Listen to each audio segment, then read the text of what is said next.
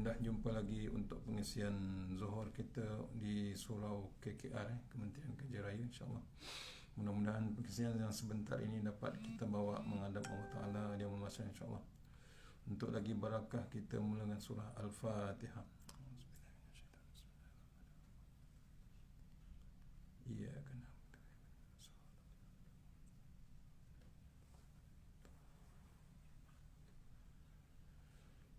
InsyaAllah.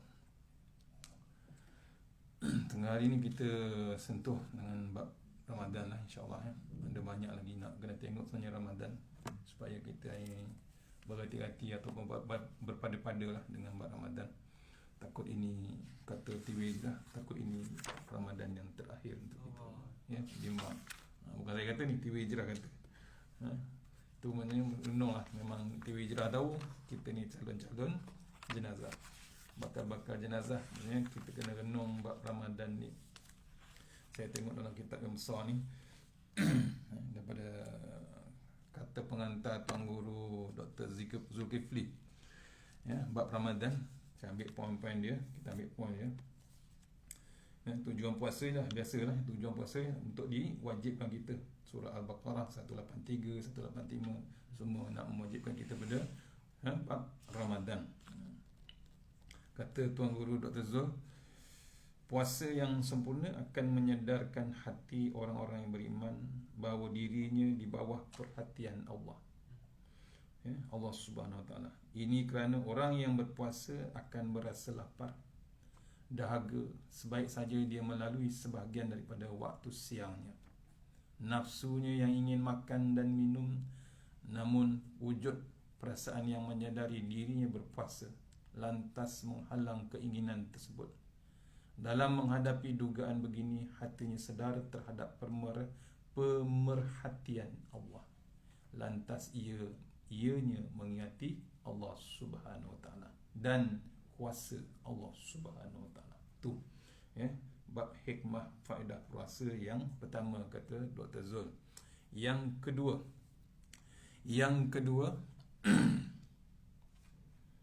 hari ni saya tak pakai Tambahyul Ghafilin, saya pakai kitab puasa. Banyak lagi nak tahu kat puasa ni. Yang kedua, bulan Ramadan merupakan bulan yang suci. Allah Subhanahu Wa Taala menghendaki hamba-Nya supaya memenuhi bulan tersebut dengan amalan ketaatan yang menghampirkan diri kepadanya. Syariat puasa ini adalah cara yang termudah menunaikan untuk tunaikan hak Allah dan tanggungjawab hamba kepada Allah Subhanahu Wa Taala. Ni hikmah kedua, bulan Ramadan adalah bulan suci Allah Taala. Maksudnya kita bertanggungjawab apa yang diperintahkan Allah Taala. Tak boleh elak, kecuali uzur lah. Kalau uzur pun janganlah mentadawah depan orang. Betul. Bukan makan lagi depan ya, bukan depan orang ramai, depan suami, depan anak-anak, janganlah. Yang uzur perempuan lah. Saya setuju Ustaz. Dia orang kadang lupa. Laki tak ada uzur. Kalau terjumpalah suami yang uzur tu, masalah besar. Tolong report Jabatan Agama. Ya, janganlah. Dan wajib tak ada seorang lelaki yang uzur. Kecuali betul-betul dalam ICU, betul? Ni kena renung kita. Jangan kita tertipu dengan suami-suami ni. Kena tertipu handsome lah apa semua, tapi bila puasa dia tak puasa. Tu masalah besar. Check balik. Kena double check. Payah tu dapat suami yang tu.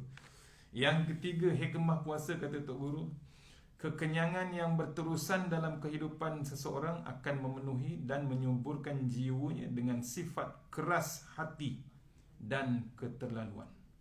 Hikmah puasa bila kenyang yang amat sangat, jadi keras hati dan sifat dia keterlaluan, disuburkan bab ke hati bila terlampau makan. Tapi bila puasa kan dinyahkan, dimanagekan. Bukan tak boleh makan langsung, boleh makan. Puasa ni setengah hari je, betul? Daripada pukul subuh, imsak sampai maghrib, itu je. Mana sampai isyak. Kecuali kita duduk di kawasan Eskimo tu, ataupun di Turki, kadang-kadang bukan 8 jam, bukan 10 jam, ada yang 14 jam tu. Ikut geografi lah. Sebab tu puasa ni tak sama dengan negara-negara lain. Raya pun tak sama. Dia petikai kan nak raya sama dengan Mekah.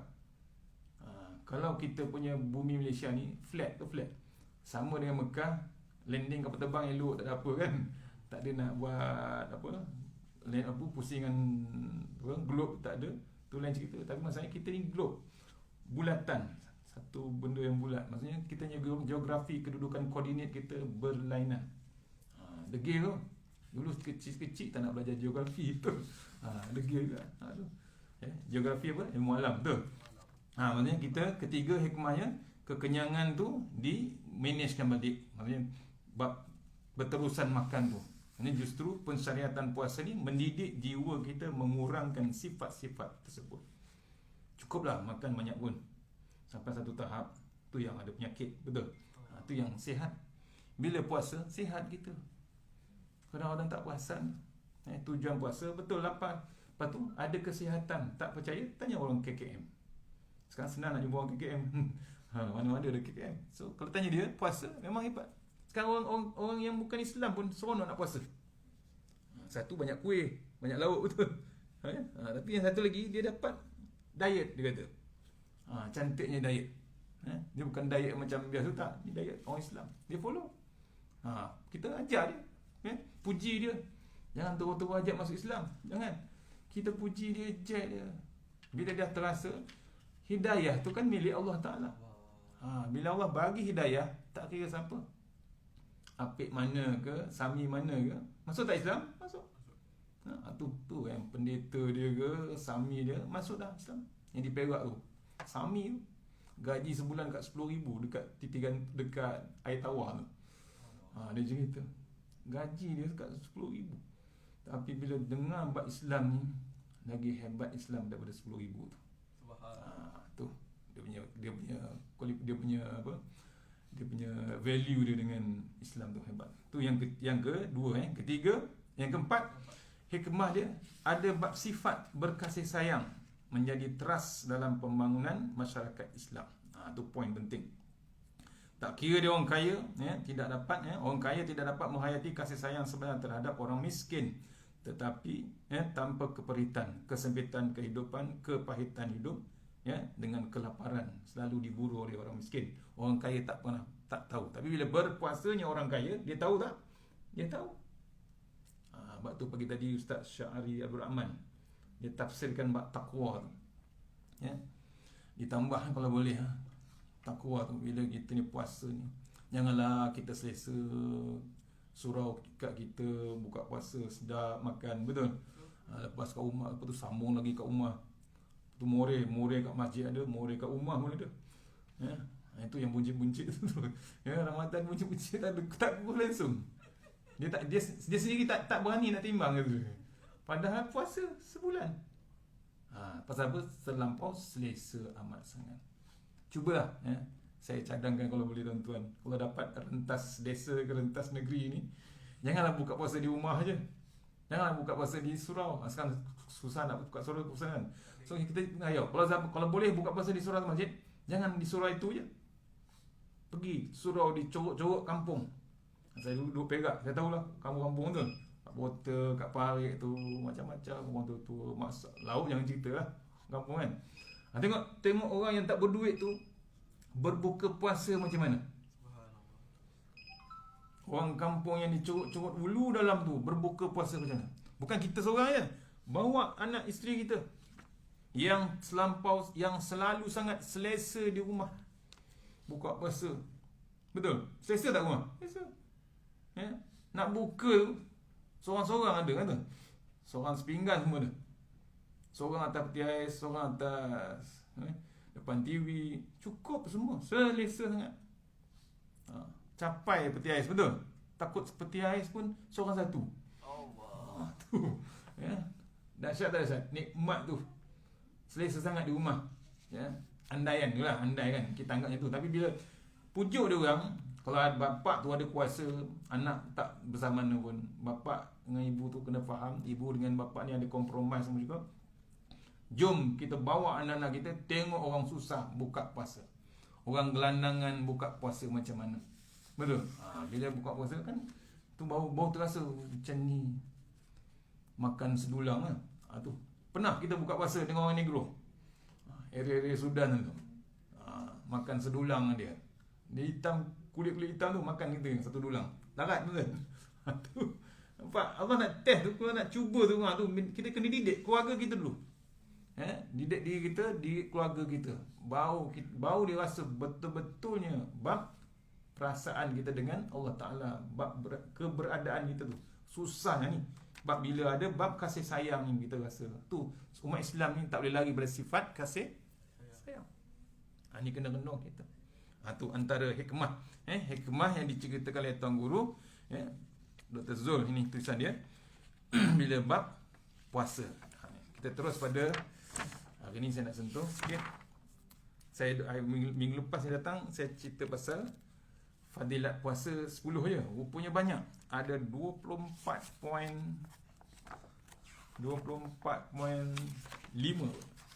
hikmah puasa. Fadilat puasa. Berbeza dengan fadilat Ramadan pun ada juga. Kita mula dengan fadilat puasa.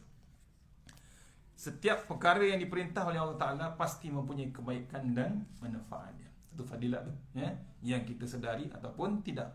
Segala perkara yang halal pasti mempunyai manfaat dan kebaikannya yang tersendiri. Sebaliknya segala perkara yang diharamkan mempunyai keburukan dan kemudaratan.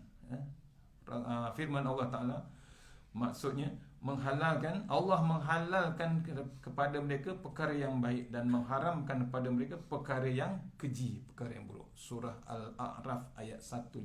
Itu dalilnya. Fadilat puasa. Fadilat puasa atau kelebihan ibadah puasa kepada orang yang melakukannya amatlah banyak sekali disebut dalam Al-Quran dan Al-Sunnah. Antaranya ialah sebagaimana berikut. Yang pertama, fadilat pertama, Allah Ta'ala memuji orang mukmin yang berpuasa.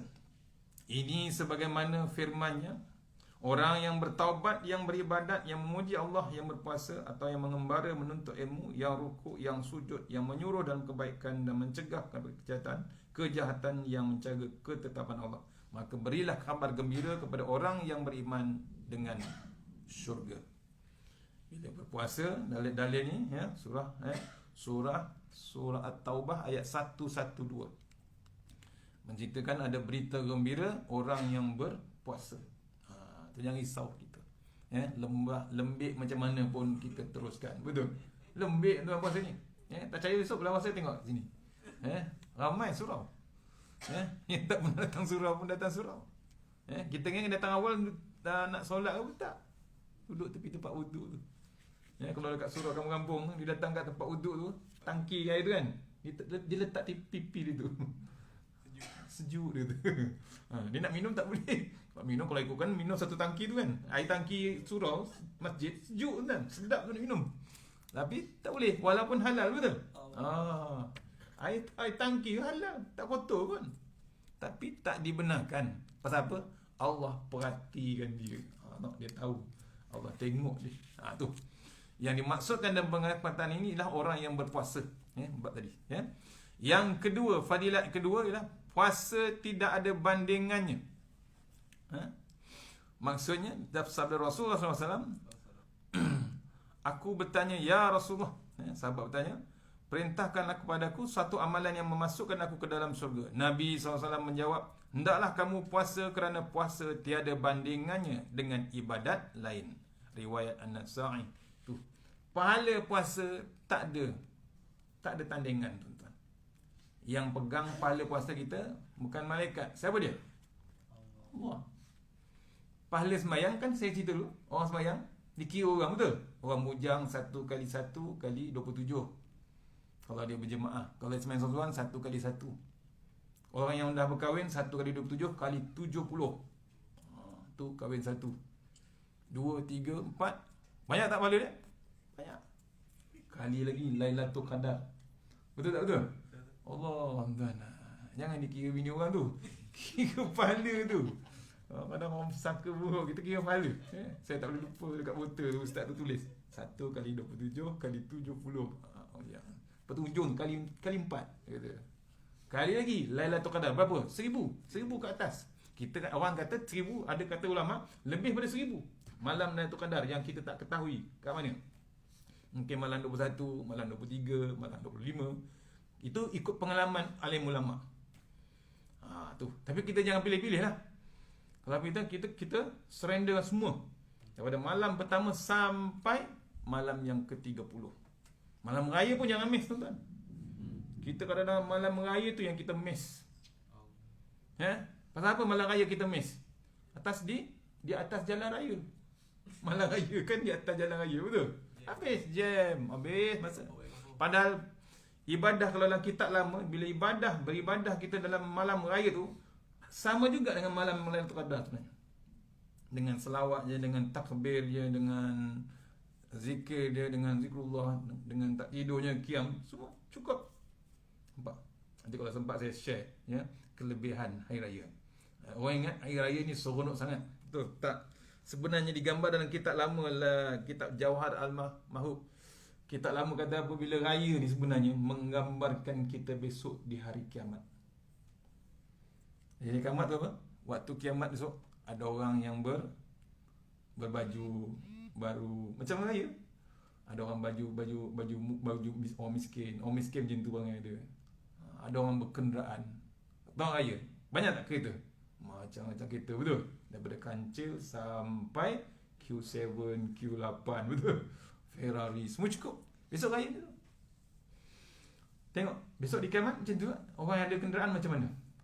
Orang yang Q7 sekarang belum tahu dia boleh pakai Q7 sana. Orang yang pakai tebu kancil pun belum tahu dia pakai tebu kancil. Orang sibuk maghrib, dia sibuk dengan tebu dia.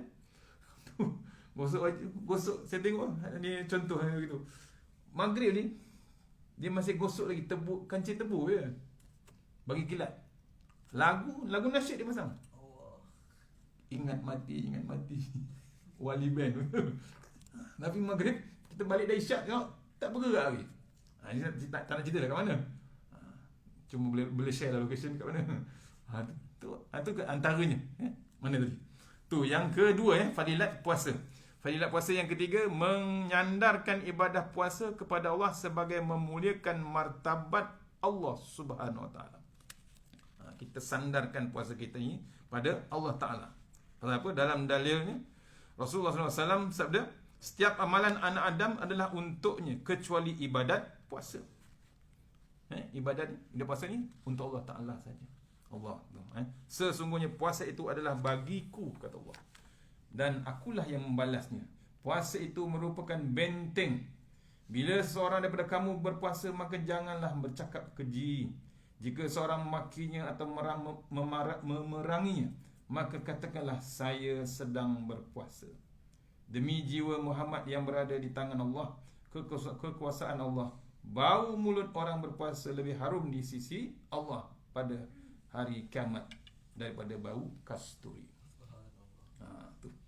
Bagi orang berpuasa ada dua kegembiraan, iaitu bila dia berbuka dia gembira, dan bila dia berjumpa Tuhannya dia gembira dengan puasanya itu, iaitu ganjaran pahala puasa daripada Allah Taala.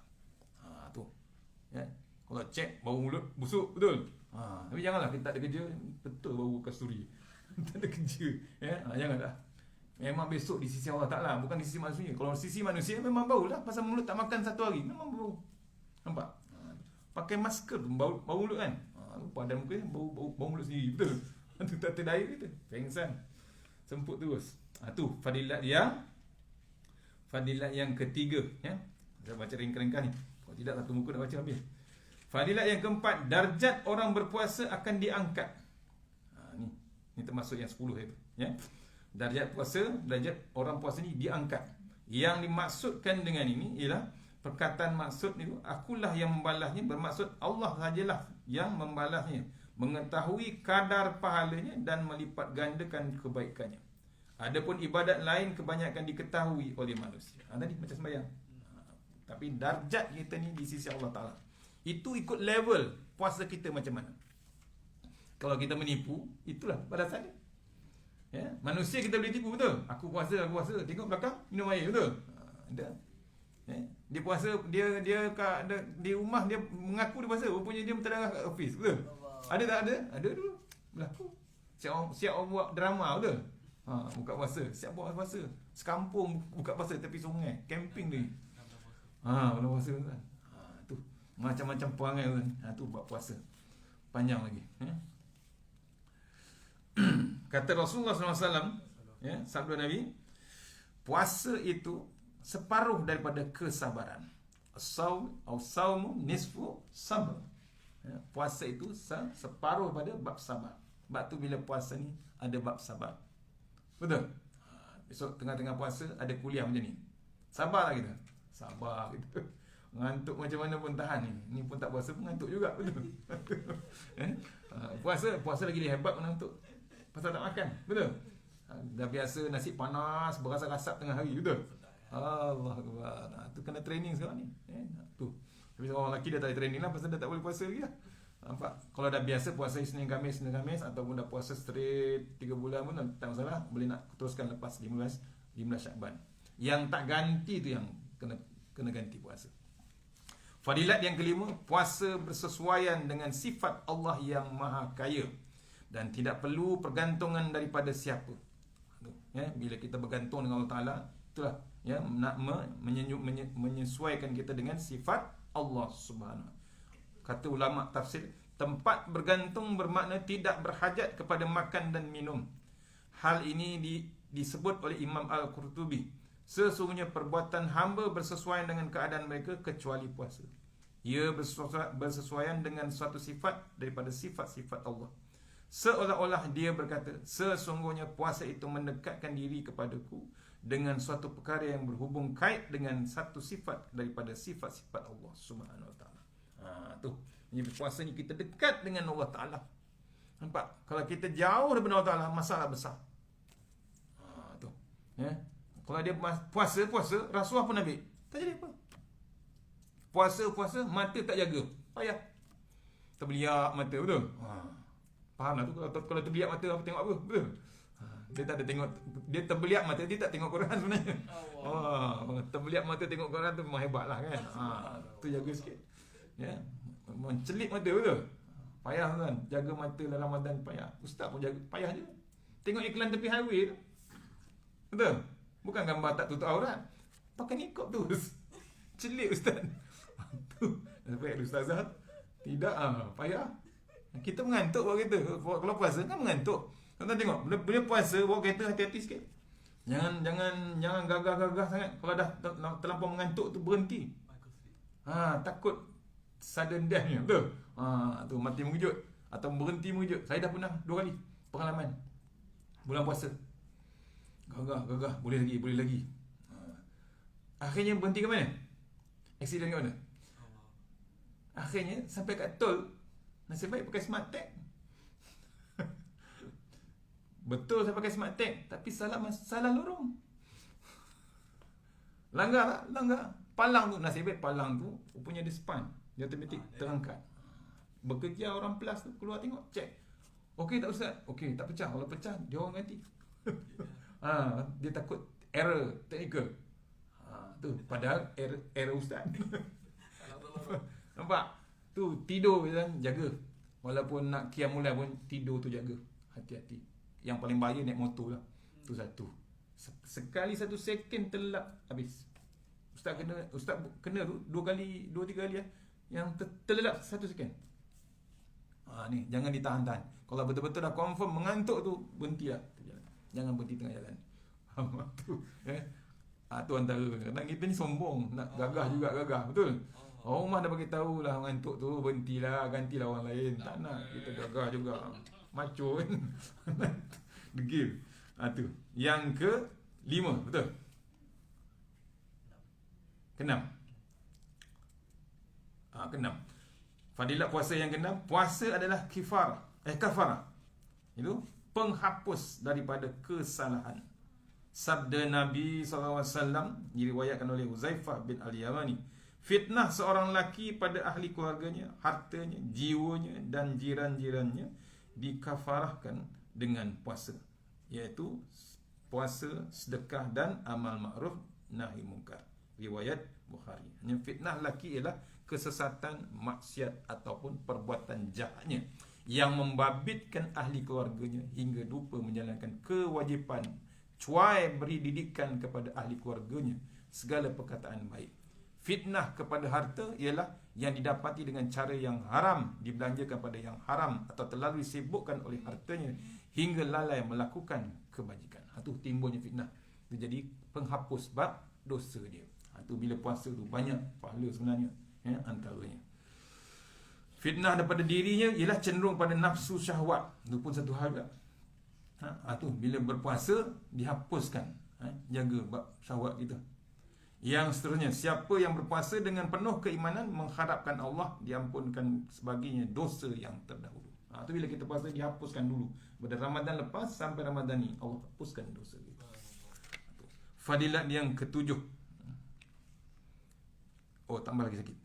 Tadi yang ke-6 tadi ditambah satu lagi, puasa Arafah, puasa sunat Arafah tu jangan lupa Puasa sunat Arafah tu menghapuskan dosa 2 tahun yang lepas dan akan datang dan puasa hari Asyura pula mengkafarahkan dosa tahun terdahulu.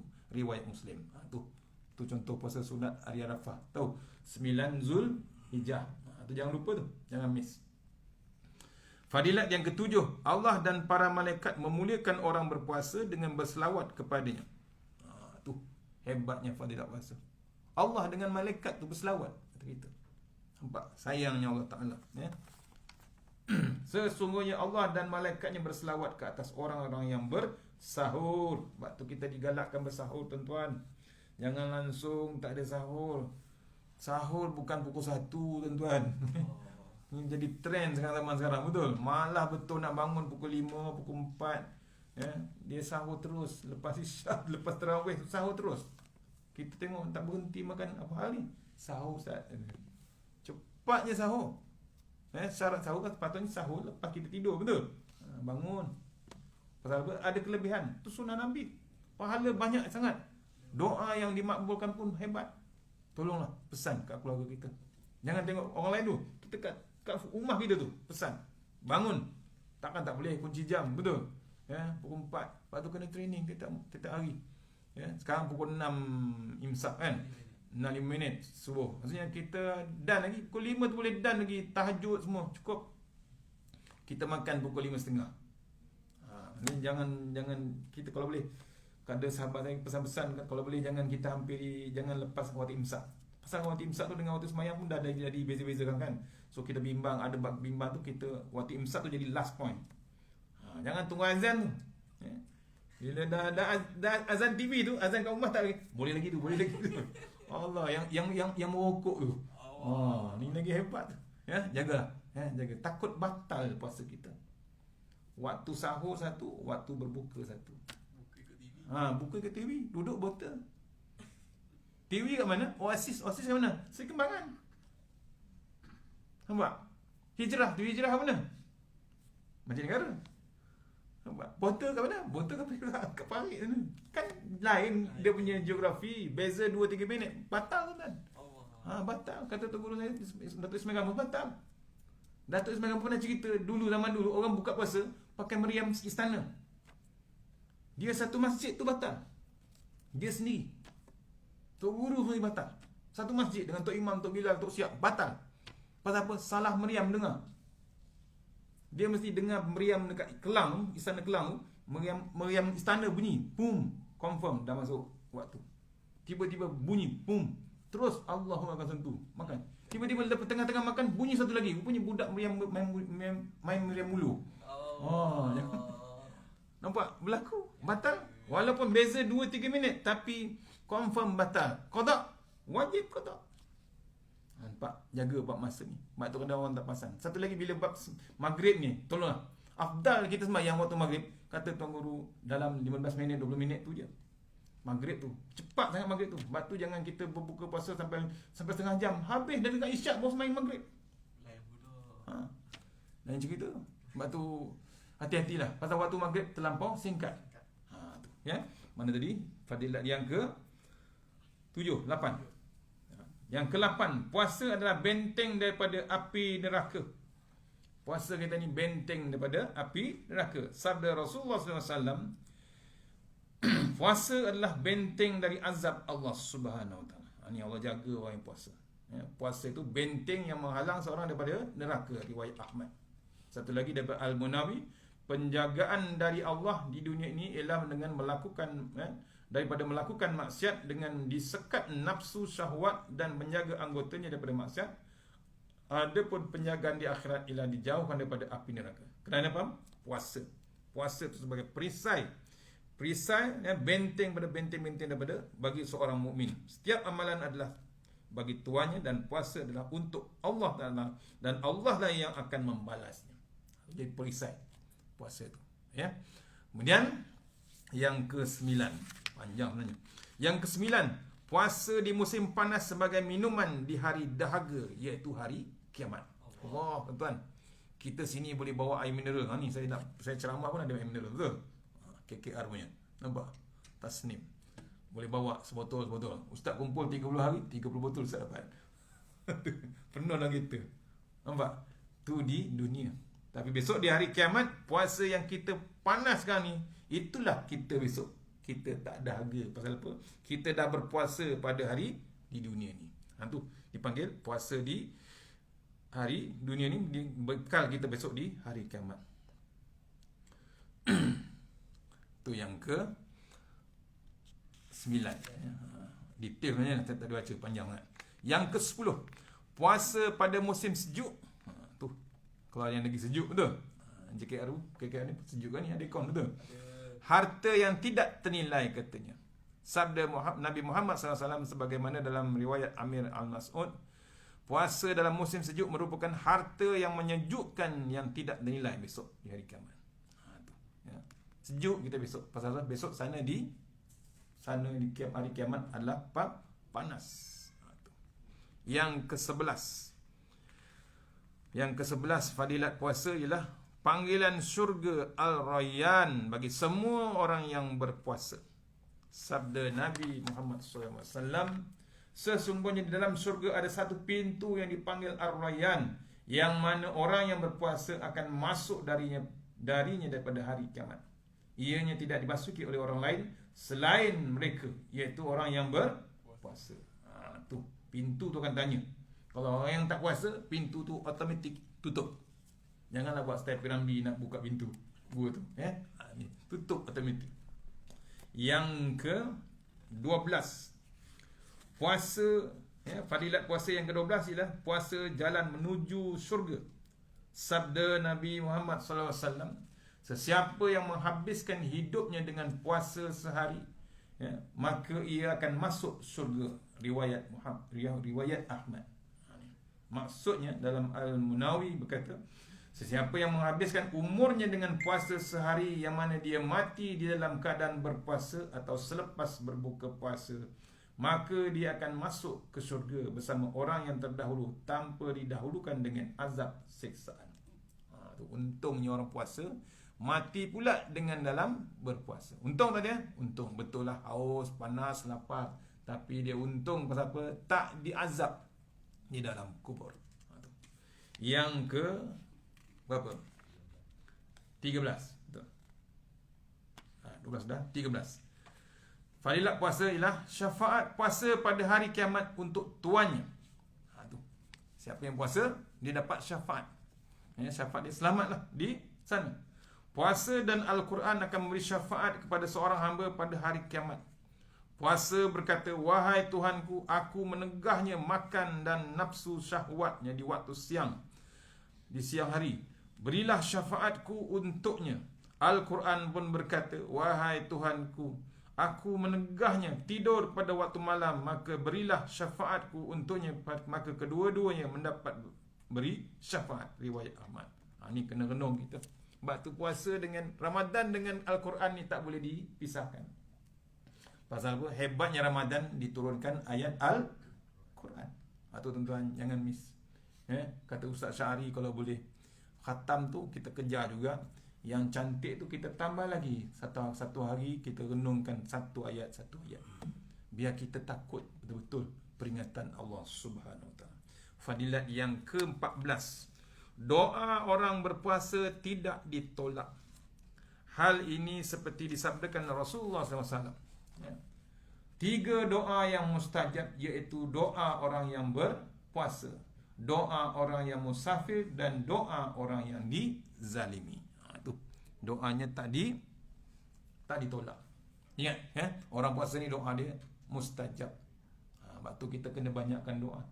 Jangan berhenti buat doa waktu Ramadan ni. Sebab tu jangan sibuk. Kalau nak buka puasa tu, waktu nak dekat puasa, nak buka puasa tu paling mustajab, kata ulama. Tapi kadang-kadang itulah waktu kita sibuk menyusun lauk. Betul? Allah tuan-tuan, janganlah. Berhentilah buat tu. Boleh? Tahun ni kita buka minda kita sikit, bertenang. Bila nak buka puasa ni bertenang. Bertenang apa? Bertenang. Bila nak buka puasa tu relax, lepas tu berdoa, berzikir, tahlil, kita tujukan pada mak kita yang dah meninggal, bapak kita ke, atuk kita ke, tahlil kita. Tu doakan untuk kita, doakan untuk dia sekali. Boleh tuan-tuan? Sebab tu kita jangan miss. Jangan puasa ni tak boleh kita lari pada Quran satu. Puasa ni tak boleh diputuskan dengan ibu dan ayah kita. Sebab tu bila Ramadan ni tuan-tuan, tolonglah balik. Kalau ada yang ada mak dengan ayah tu, kata ulama, baliklah, bersahurlah dengan dia, berbukalah dengan dia. Pahala dia terlalu hebat. Sebagai anak kita, itulah tanggung. Nak cari pahala yang paling banyak, iaitu waktu bulan Ramadan. Pasal pahala yang sunat tu jadi pahala yang empat tu. Rugi tak tuan-tuan? Boleh tuan-tuan? Pujuk hati kita, pujuk keluarga kita, balik kampung, bersahur, berbuka. Suka orang tua kita. Kita kalau menyukakan mak bapak kita, bahagia tak dia orang? Memang bahagia sangat. Kita tak kisah. Bab perangai, bab PL ni janganlah kita fikirkan sangat. Tu sabarkan. Yang ke berapa dah? 13. Yang ke 14, 15. Yang ke-15, puasa merupakan syiar orang yang baik. Syiar orang baik, kata Rasulullah SAW, sabdanya, Allah menjadikan kamu kaum yang baik dengan solat, bangun malam dan berpuasa di siang hari. Mereka bukan orang yang berdosa, bukan juga orang yang jahat. Ini kita hebatkan syiar Islam kita. Kita sampaikan orang yang puasa ni perangai dia baik, tak gelojor dia, tak marah dia. Bila orang marah pun dia kata aku puasa. Cukup. Boleh kan? Tu, sabar tu hebat. Fadilat yang ke-16, orang yang berpuasa ada dua kegembiraan. Sabda Nabi SAW, bagi orang yang berpuasa ada dua kegembiraan, iaitu ketika berbuka dan ketika bertemu Tuhannya. Yang pertama, ketika berbuka puasa, suka dia kegembiraan ketika berbuka. Kerana nafsu yang sentiasa cenderung kepada perkara yang menjadi kebiasaan seperti makan, minum. Bila ditegah daripadanya demikian, pada suatu ketika kemudian dibenarkan semula pada waktu yang lain, maka ia gembira lebih-lebih lagi, dirinya teramat berhajat perlu kepadanya. Apa dia? Makanan tu lah. Tapi ditegah, dia teringatkan Allah Subhanahu Wa Taala. Baru teringat pembuat, pencipta makanan tu Allah Ta'ala. Teringat dia dengan Allah Ta'ala. Yang paling hebat, bila bertemu dengan Allah Subhanahu Wa Taala. Pasal apa? Dia ada pahala nak menghadap Allah Ta'ala. Aku puasa ya Allah dulu. Sebab tu kita tak boleh diseksa. Pasal apa? Berpuasanya kita. Fadilat yang ke-17, bau mulut orang berpuasa lebih harum dari bau kasturi. Ni kata Rasulullah SAW, sabdanya, setiap amalan anak Adam adalah untuknya kecuali puasa. Ianya untuk Allah dan Allah lah yang membalasnya. Yang ke 18. Yang ke-18, poin yang ke-18 ialah fadilat dia, puasa adalah perisai. Puasa adalah benteng. Apabila seorang berkamu puasa, janganlah bercakap keji dan jahil. Jika seorang merangi, memaki atau makinya, maka katakanlah sesungguhnya aku berpuasa. Perisai kita. Kalau kita melawan juga, habislah puasa kita. Nampak? Pantang kita dipotong kereta, kejar balik. Itu masalah perangai kita. Janganlah, sabar tu kena ada. Yang ke 19, puasa itu fadilatnya memutuskan sebab-sebab untuk beramal ibadat atau bergantung selain daripada Allah Ta'ala. Hanya pergantungan kita dengan Allah Ta'ala. Hubungan kita dengan dunia diputuskan. Nampak? Bila Ramadan ni kita dengan Allah Ta'ala dekat. Nampak? Kita tunggu nak buka puasa petang-petang tu, lambat tak masa? Lama tuan.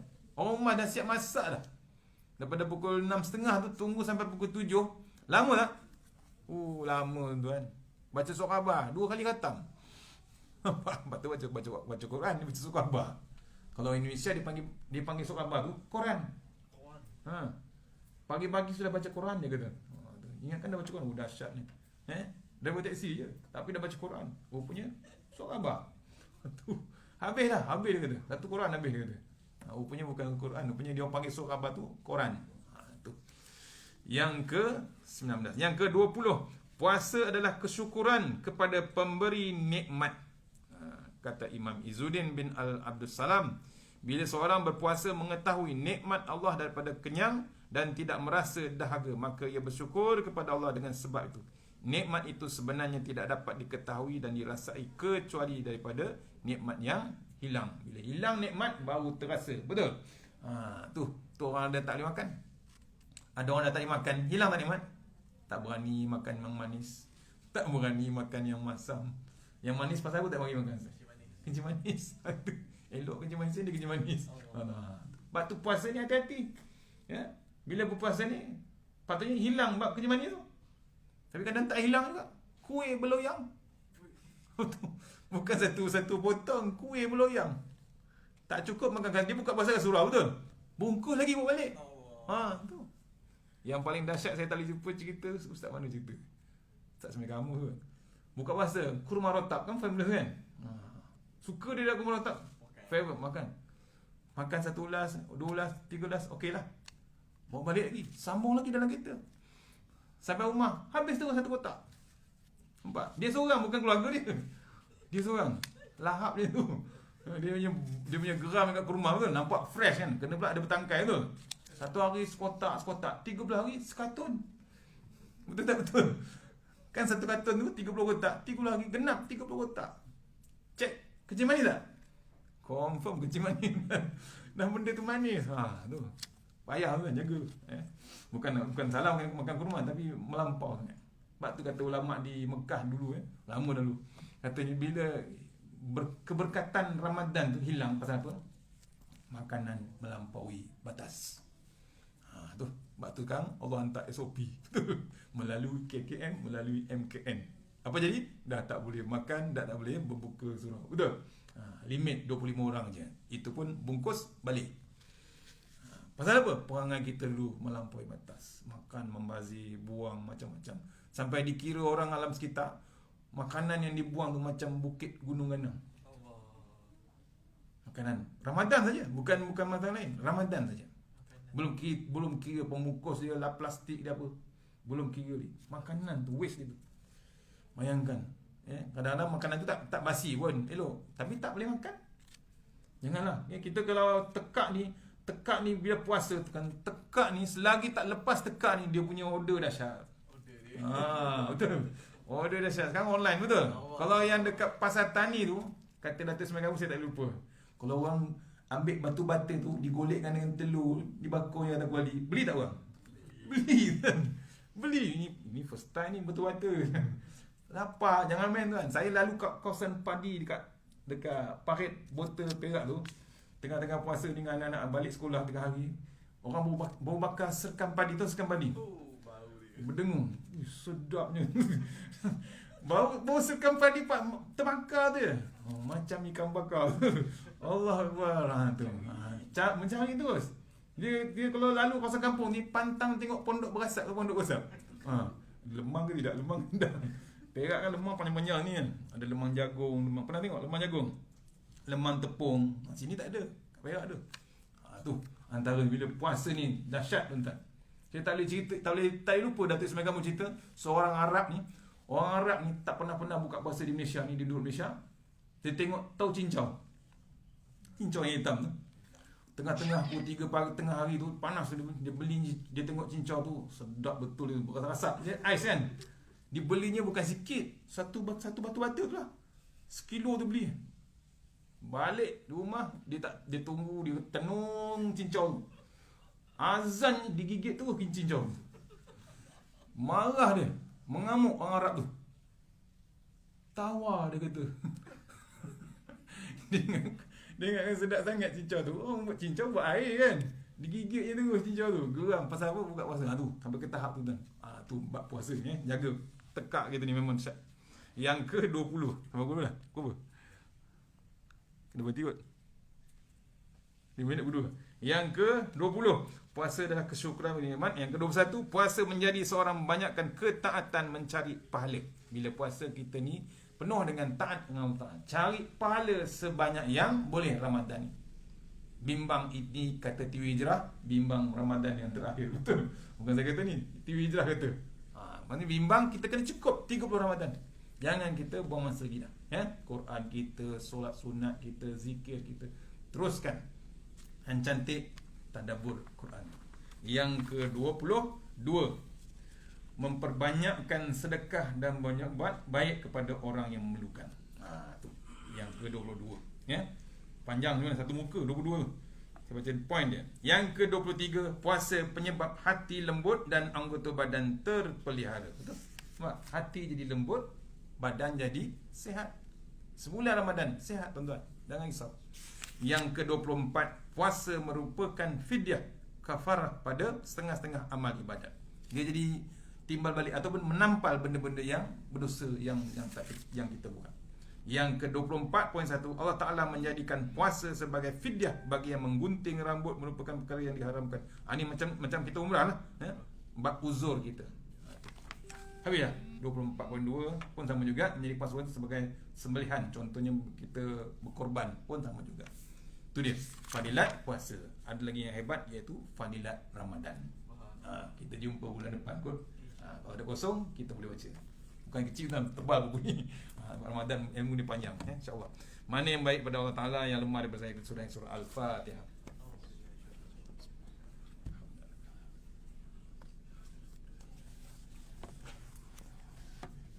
InsyaAllah sebelum saya baca doa, di luar ada jualan sana makanan kesihatan dengan produk Islam. Ada kurma daripada Madinah, insyaAllah fresh daripada Madinah, insyaAllah ada di luar.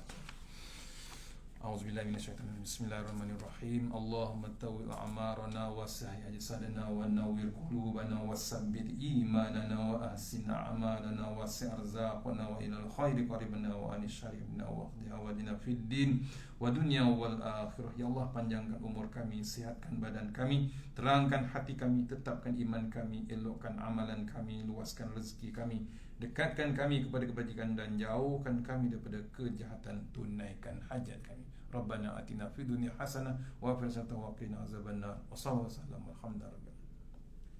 Assalamualaikum warahmatullahi wabarakatuh. Saya lupa siapa-siapa yang nak infak untuk budak-budak pondok tahfiz melalui saya ada siapa-siapa minat lah, insya-Allah. Untuk bulan Ramadan, dia punya perbelanjaan waktu bulan Ramadan, insya-Allah. Assalamualaikum warahmatullahi wabarakatuh.